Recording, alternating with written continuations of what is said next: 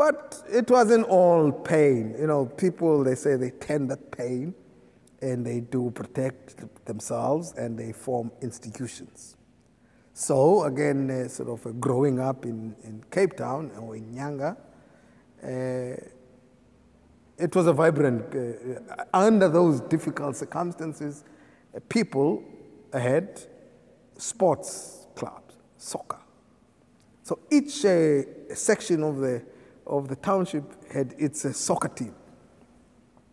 And if you think about some of that, remember I told you I lived in an area that had electricity. This is about 408 houses that had electricity, this section, in a community about more than 1,000 households.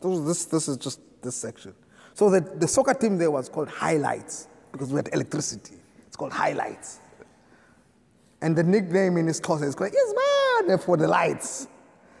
And then down the road, there was a team called the Dark City Aces. And I can tell you about, all the nicknames of the players. So everyone had a nickname. So, but anyway, there was this, there was soccer, there was music, there was theater groups, and so I'm amazed sometimes people said, because I said, no, I mean, I went to see a theater at the Zolani Center, which is the community hall. So in the 60s, a playwright called Gibson Kende will take all these tours around the country with these huge props. How long? And these were sort of the beginnings of political awakening. I'm not sure whether that was in the play, but we all interpreted, how long shall we wait for our freedom? So we added our own things. So we used to go to these concerts and that. And I would say that out of that, there was a creation of these spaces, whether church or whether cultural groups, burial societies, which people used to lessen the pain. And for now, I think that the people attach a lot to those spaces. And I do think that when people say, why is there no integration? Is that, it's difficult for people to step out of what are sort of secure spaces created by them into spaces that are unknown. And this is not to say that integration is not a good thing, but sometimes people think that if you integrate, it will all be good.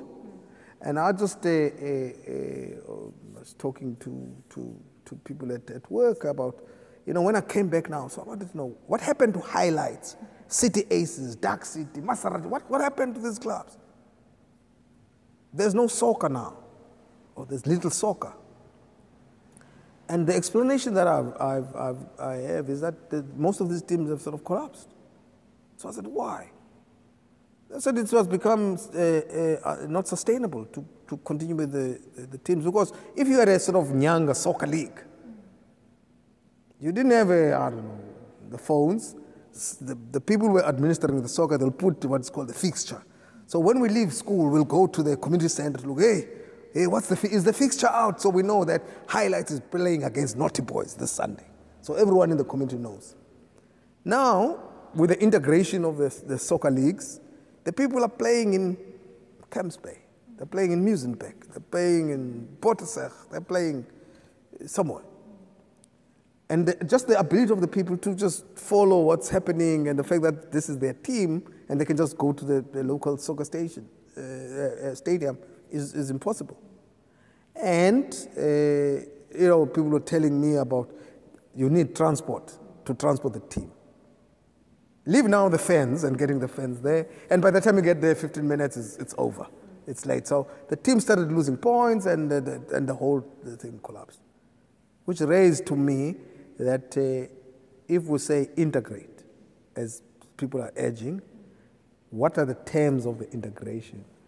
on whose terms are we going to do the integration, and whether that integration will strengthen some of the what I call traditional structures in terms of having been built over time, or will they decimate them? And that when people talk about the need to integrate, I think they've got to be careful, because I think in this country we've had too much social engineering. You may have good intentions, but you may end up destroying what has been built under a lot of pain.